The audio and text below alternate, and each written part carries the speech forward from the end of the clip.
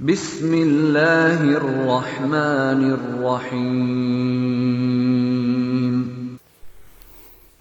بسم اللہ الرحمن الرحیم نحمده ونصلی علی رسوله الکریم اما بعد فقد قال اللہ تبارک وتعالی فی القرآن المجید والفرقان الحمید ان الشیطان لکم عدو فاتخذوه عدوا صدق اللہ العظیم۔ محترم بزرگوں اور عزیز ساتھیوں، اللہ تبارک و تعالی نے نماز کو اپنے قرب کا ذریعہ بنایا ہے، اور نماز کو جتنا زیادہ دھیان کے ساتھ اور توجہ کے ساتھ پڑھا جائے گا تو نماز اللہ تبارک و تعالی سے قریب کرے گی، اور نماز انسان سے ان باتوں کو چھڑوا دے گی جو باتیں انسان کو اللہ تبارک و تعالی سے دور کر دیتی ہیں، اور جن باتوں سے بچنے کے لیے اللہ تبارک و تعالی نے انسان کو حکم دیا ہے۔ قرآن میں اللہ تبارک و تعالی فرماتا ہے ان الصلاۃ تنہی عن الفحشاء والمنکر، بلا شبہ نماز انسان کو بے حیائی اور بری باتوں سے روکتی ہے، لیکن یہ کب ہوگا؟ جب انسان خشوع اور خضوع کے ساتھ توجہ کے ساتھ نماز پڑھے گا،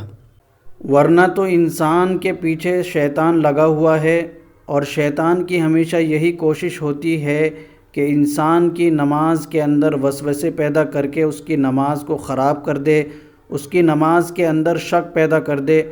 یہ شیطان کی کوشش ہوتی ہے اور پوری کوشش ہوتی ہے۔ حضرت ابو ہریرہ رضی اللہ تعالی عنہ کی روایت ہے، جس کو بخاری اور مسلم نے اپنی کتاب میں بیان کیا ہے کہ حضور پاک صلی اللہ علیہ وسلم نے ارشاد فرمایا کہ جب اذان کہی جاتی ہے تو شیطان ریح خارج کرتا ہوا بھاگ جاتا ہے، اور جب اذان مکمل ہو جاتی ہے تو پھر واپس آ جاتا ہے۔ اس کے بعد جب نماز کے لیے اقامت اور تکبیر کہی جاتی ہے تو وہ پھر بھاگ جاتا ہے، اور جب تکبیر مکمل ہو جاتی ہے تو پھر واپس لوٹ کر وہ نمازی کے پاس آتا ہے، اور نمازی کے دل میں وسوسے اور خیالات پیدا کرتا ہے۔ جو کام نمازی نماز سے پہلے کر آیا ہے، گھر میں، دکان میں، کاروبار میں، وہ ساری باتیں اس کے دل میں ڈال دیتا ہے، اور اس سے کہتا ہے کہ فلاں بات یاد کر، فلاں بات یاد کر، فلاں بات یاد کر۔ اسی طرح کرتے کرتے وہ انسان کے اوپر اس کی نماز کو مشتبہ کر دیتا ہے، اور انسان کو شک میں مبتلا کر دیتا ہے کہ آخر اس کی کتنی رکعت ہوئی ہے، اس نے 2 رکعت پڑھی ہیں یا 3 رکعت پڑھی ہیں، اس نے 3 پڑھی ہیں یا 4 پڑھی ہیں، اس نے 1 رکعت پڑھی ہے یا 2 رکعت پڑھی ہے۔ نماز کے شروع میں، درمیان میں یا آخر میں کہیں نہ کہیں وہ اسے وسوسے میں مبتلا کر دیتا ہے، اور جب بندہ نماز سے فارغ ہو جاتا ہے تو وہ اس کے دل میں یہی بات ڈالتے رہتا ہے کہ تیری نماز ہوئی یا نہیں، اسے شک میں رکھتا ہے، اسے پریشان کر دیتا ہے۔ اور ایمان والے کی پریشانی سے تو شیطان بہت زیادہ خوش ہوتا ہے کہ میں نے اسے شک میں مبتلا کر دیا، اسے پریشان کر دیا۔ اب آدمی پریشان ہے کہ میری نماز ہوئی یا نہیں ہوئی یا نہیں ہوئی۔ تو اس کا سب سے آسان طریقہ یہ ہے کہ جب آدمی کو اس طرح کا وسوسہ یا اس طرح کا خیال آئے کہ میری 1 رکعت ہوئی یا 2 ہوئی یا 3 ہوئی، یا 3 اور 4 میں شک ہو جائے، تو آدمی کو چاہیے کہ آدمی اپنے غالب گمان پر عمل کرے۔ اور غالب گمان کا مطلب یہ ہے کہ آدمی دیکھے کہ اس کا دل کیا کہہ رہا ہے، اس کا دل کون سی بات پر زیادہ مطمئن ہو رہا ہے۔ مثال کے طور پر اگر 3 اور 4 میں شک ہے کہ میری 3 رکعت ہوئی یا 4 رکعت ہوئی، تو اب انسان غور کرے کہ اس کا دل 3 پر زیادہ مطمئن ہے یا 4 پر زیادہ مطمئن ہے۔ جس پر بھی اس کو زیادہ اطمینان ہو جائے اسی کو وہ مان لے۔ اگر 3 پر زیادہ اطمینان ہے تو اب 3 ہی مان لے، اور اگر 4 پر زیادہ اطمینان ہو رہا ہے، زیادہ اس کا گمان اور اس کا خیال زیادہ 4 کی طرف جا رہا ہے، تو یہ مان لے کہ میری 4 ہی رکعت ہوئی ہیں، اور اپنی نماز کو مکمل کر لے، اور شیطان کے وسوسوں کی طرف خیال نہ کرے۔ شیطان وسوسہ ڈالے گا کہ تیری نماز نہیں ہوئی، تو حضور صلی اللہ علیہ وسلم نے فرمایا کہ اس سے کہہ دے کہ ہاں میری نماز نہیں ہوئی، تجھے جو کرنا ہے کر لے۔ اس لیے کہ شریعت کے اندر غالب گمان کو بھی یقین کے درجے میں مانا جاتا ہے۔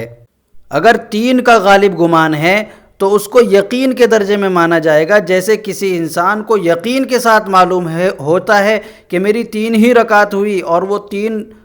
ہی سمجھتا ہے، 4 نہیں سمجھتا، اور اس کی نماز صحیح ہوتی ہے۔ اسی طرح جس کو غالب گمان ہوگا 3 کا یا 4 کا، تو اس کے غالب گمان کو یقین کی طرح مانا جائے گا، اس کی نماز بھی صحیح کہی جائے گی۔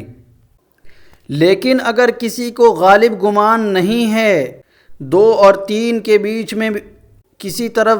ذہن زیادہ نہیں جا رہا ہے، یا کسی بھی ایک بات پر مطمئن نہیں ہے اس کا دل، دونوں طرف دل اور دماغ برابر جا رہا ہے، کبھی دل کہتا ہے 2 ہوئی، کبھی دل کہتا ہے 3 ہوئی، تو ایسی